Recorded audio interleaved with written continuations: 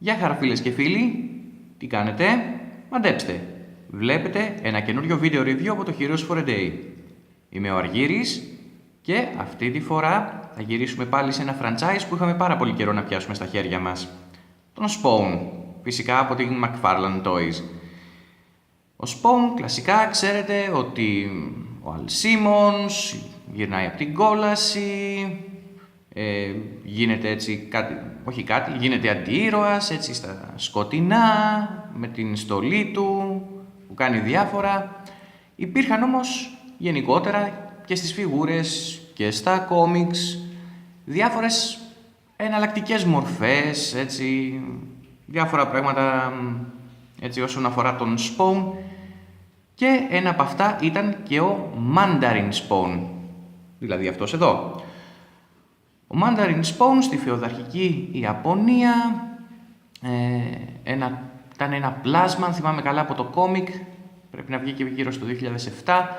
Ήταν ένα πλάσμα έτσι παραμορφωμένο, το χλέβαζαν, το βασάνιζαν, γενικότερα ας πούμε, επειδή ακριβώς δεν είχε τόσο ανθρώπινη μορφή, ήταν κάπως πιο παραμορφωμένο, το είχαν ας πούμε και το συμπεριφέρονταν με πολύ βίαιο τρόπο για τη διασκέδασή τους, έτσι ένας τοπικός φεουδάρχης και όλοι οι παρατρεχάμενοι του, μέχρι που κάποια στιγμή εμφανίστηκε κάποιος απεσταλμένος του Μαλμπόλτζια, κλασικά, και τον έκανε αυτό ακριβώς εδώ που βλέπετε στη φιγούρα.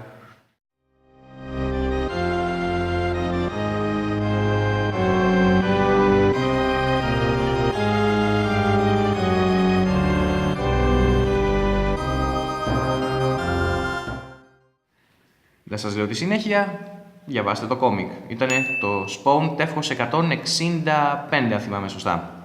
Λοιπόν, πάμε να δούμε τη φιγούρα. Καταρχάς, κοιτάξτε την, κοιτάξτε όλο αυτό εδώ το πράγμα. Είναι απόλυτα στιλιζαρισμένο, είναι τέρμα έτσι, απορώ δηλαδή που βρήκανε τόσο υλικό για να κάνουν τόσες γωνίες, τόσα νύχια. Ο σκάλπτορ, αυτός που το έφτιαξε, που το φιλοτέχνησε, πρέπει να έφαγε άπειρες ώρες μέχρι να το κάνει αυτό το πράγμα. Κοιτάξτε εδώ, δεν ξέρω να το φέρω κοντά, δεν ξέρω αν χωράει καν στην κάμερα, να το πάρω από κάτω προς τα πάνω. Από τα πόδια του μέχρι τη μέση, στα χέρια, το όπλο του. Δείτε εδώ, να το γυρίσω και μία.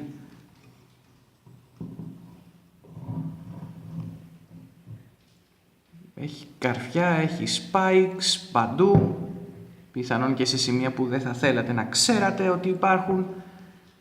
Είναι απόλυτα στιλιζαρισμένο, είναι απίστευτο.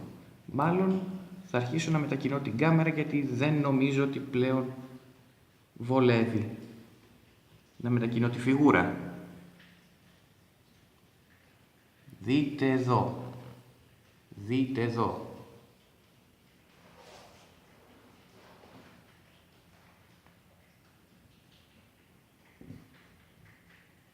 Πραγματικά απίστευτο. Πιο edgy φιγούρα εγώ προσωπικά δεν έχω ξαναδεί. Και εδώ είναι το όπλο του. Συγγνώμη αν δεν υπάρχει έτσι η αίσθηση της σταθεροποίησης, το κάνω με το χέρι. Αλλά πραγματικά κοιτάξτε το. Τι είχαν φτιάξει. Είναι απίστευτο. Τα χρώματά του είναι πάρα πολύ ωραία. Κοιτάξτε εδώ το χρυσό. Έχει μια πολύ ωραία αίσθηση. Έτσι είναι αρκετά γυαλιστερό. Εντάξει, όχι πάρα πολύ. Δεν μιλάμε και για μια φιγούρα υψηλού budget, ασχέτως από τον σχεδιασμό ή το ύψος της. Παρόλα αυτά είναι πολύ καλό, έτσι, πολύ έντονο. Μπορεί στην κάμερα να το δείχνει κάπως πιο saturated που λέμε, αλλά και πάλι στην πραγματικότητα φαίνεται πολύ ωραίο. Το κόκκινο χρώμα εδώ στο loincloth, στην πανοπλία του, πάρα πολύ ωραίο. Το μαύρο, έχει αρκετές λεπτομέρειες, μπορεί να μην φαίνεται ακριβώς. Μισό λεπτό, να πλησιάσω την κάμερα. Έτσι φαίνονται εδώ τα διάφορα επίπεδα στο χρώμα. Εδώ στις λεπτομέρειες, οι υφές είναι πάρα πολύ ωραία. Το ύψος της φιγούρας πρέπει να φτάνει περίπου στις 12 ίντσες. Ψάχνοντας πληροφορίες στο ίντερνετ έλεγε 8, αλλά με τίποτα δεν είναι 8 ίντσες αυτό το πράγμα. Είναι Kojam Gaidouri, είναι τελείως massive, το βλέπετε. Δεν θυμάμαι τώρα έτος κυκλοφορίας, αλλά πρέπει να πηγαίνουν πολλά χρόνια. Δεν είμαι καν σίγουρος αν η φιγούρα βασίστηκε στο κόμικ ή το κόμικ βασίστηκε στη φιγούρα. Μάλλον το δεύτερο. Δεν το λέω με απόλυτη σιγουριά. Τι άλλο να πω. Είναι πανέμορφο. Έτσι, για τους φίλους του Spawn, για τους φίλους, ας πούμε, της πιο, πώς να το πω, ιαπωνέζικης, φεουδαρχικής εποχής, έτσι, πριν πολλούς αιώνες, είναι ό,τι πρέπει. Λοιπόν, τώρα, από articulation, έχει και δεν έχει. Εντάξει, βασικά, στο κάτω μέρος, στα πόδια, έχει λίγο, αλλά δεν αλλάζει και κάτι ιδιαίτερα από το πώς στέκονται. Ας πούμε εδώ το γόνατο δεν έχει κάποιο knee joint, είναι αυτό εκεί που είναι, τελείωσε. Τώρα όμως στο πάνω μέρος κινείται κάπως περισσότερο. Ας πούμε το κεφάλι γυρνάει. Όχι 360 μοίρες, αλλά πέρα δόθε πηγαίνει για να μπορείτε να τον φτιάξετε. Έχει κάποια κίνηση στους ώμους. Πάνε προς τα πάνω, προς τα κάτω ίσως λίγο, γυρνάνε. Τα shoulder pads κινούνται, κοιτάξτε εδώ. Έχει εδώ κίνηση στον δικέφαλο, θεωρητικά πάει γύρω-γύρω, αλλά δεν το επιχειρώ. Είναι και παλιά φιγούρα, δεν θέλω να την πιέζω. Επίσης εδώ έχει articulation, σε αυτό εδώ το forearm και σε αυτόν εδώ τον ώμο, το shoulder pad εδώ. Γενικότερα έτσι ουσιαστικά είναι, έχει και στον καρπό, σε αυτόν εδώ τον καρπό, απλώς δεν είναι για να τη βάλετε σε όποια πόζα θέλετε, είναι απλά για να, ας πούμε, ενισχύσετε ή να διαφοροποιήσετε την πόζα που ήδη έχει. Γενικώς είναι καλή φιγούρα. Ένα μικρό ψεγάδι είναι στο όπλο του Spawn. Και θα εξηγήσω αμέσως τι εννοώ. Το όπλο του Spawn είναι αυτό εδώ. Έτσι. Το βλέπετε. Τεράστιο. Πολύ ωραίο. Θα το δείτε και πιο κοντά. Ορίστε.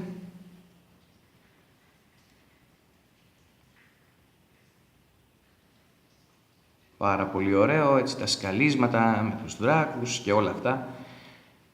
Γίνεται όμως το εξής, για να μπει στο χέρι του πρέπει να ανοίξει. Και έχει τώρα αυτό εδώ το πινάκι. Δεν είναι και ό,τι καλύτερο. Δεν ξέρω αν ήταν εκεί εξ αρχής ή το φτιάξανε, το κάνανε restoration με κάποιο άλλο τρόπο, αλλά για το βάρος του δεν είναι και ό,τι καλύτερο. Αλλά δεν με ενοχλεί καθώς, εντάξει, το όπλο μένει μονίμως στο χέρι, έτσι, οπότε δεν είναι πρόβλημα, αρκεί να μην να μην του βάζουμε πολύ πίεση ή κάποιο βάρος ή τέλος πάντων με κάποιο τρόπο να στραβώσει το πινάκι εδώ μέσα. Πάμε και στη σούμα τώρα. Δεν έχω να πω κάτι, τη βλέπετε τη φιγούρα, είναι τέρμα edgy, είναι μεγάλη, είναι πολύ στυλιζαρισμένη, καλοφτιαγμένη. Συνήθως οι τιμές τους δεν είναι πολύ υψηλές από τη McFarlane Toys.